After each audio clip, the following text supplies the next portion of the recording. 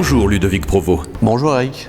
Vous avez souhaité utiliser la vidéo pour transmettre un message aux Courvilloises et aux Courvillois. J'ai grandi à Châteauneuf-en-Thymerais. J'ai été au collège La Pageauterie, qui n'est pas tellement différent du collège de Courville. Je suis allé au lycée à Chartres. J'étais à l'IUT et ensuite j'ai poursuivi mes études.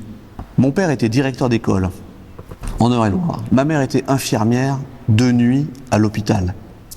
Je sais ce que c'est que de consacrer du temps pour les autres.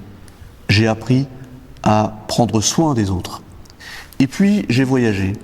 J'ai travaillé à Paris, j'ai travaillé à l'international, j'ai rencontré des dirigeants, j'ai rencontré beaucoup de maires et j'ai choisi ici de m'installer comme beaucoup de Courvilloises et de Courvillois après avoir grandi ou après avoir vécu en dehors de l'Eure-et-Loir. Et qu'est-ce que je fais comme constat après 11 ans d'installation, c'est-à-dire quasiment pendant les 12 ans du mandat municipal? Les choix que j'avais faits à titre personnel de m'installer à Courville sont percutés par la situation actuelle. Le nombre de médecins s'est effondré. Les professions médicales sont maltraitées. Les dentistes ont disparu. Le commerce local, qui a 12 ans était florissant, se porte très mal. Les commerçants ne trouvent plus de repreneurs. On a perdu une boulangerie. On a perdu au moins une, voire deux boucheries. Alors qu'est-ce que je dois faire, moi, qui ai eu la chance de faire des études, de sortir du département, d'aller à l'international, de rencontrer des dirigeants d'entreprise, des maires, de manager des équipes? Je dois rester là, tranquillement, fataliste, en me disant que dans 6 ans encore, cette équipe qui est déjà globalement en place depuis 24 ans, va pouvoir encore nous priver de médecins, mais avec des projets toujours plus importants qui ne correspondent à rien du tout.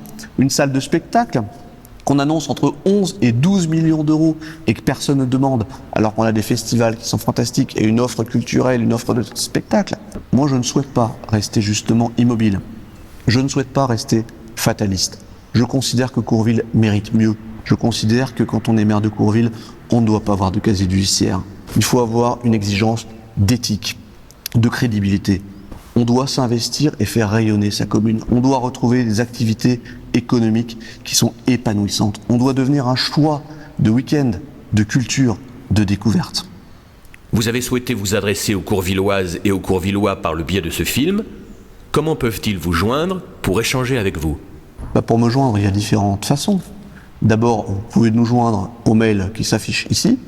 Ensuite, vous pouvez me joindre par la page Facebook. Vous pouvez nous joindre facilement dans cette équipe qui constitue des Courvilloises et des Courvillois qui sont engagés. Mais la meilleure façon de me joindre, c'est de me rencontrer directement. C'est d'échanger, c'est de partager, c'est de confronter les idées, faire le constat qu'évidemment en 12 ans, rien n'a été amélioré dans la vie des Courvilloises et des Courvillois, mais que nous pouvons faire davantage ensemble et que la vie sera meilleure avec un nouveau mandat, avec une nouvelle équipe, avec une nouvelle énergie. Merci Ludovic Provost. Merci Eric.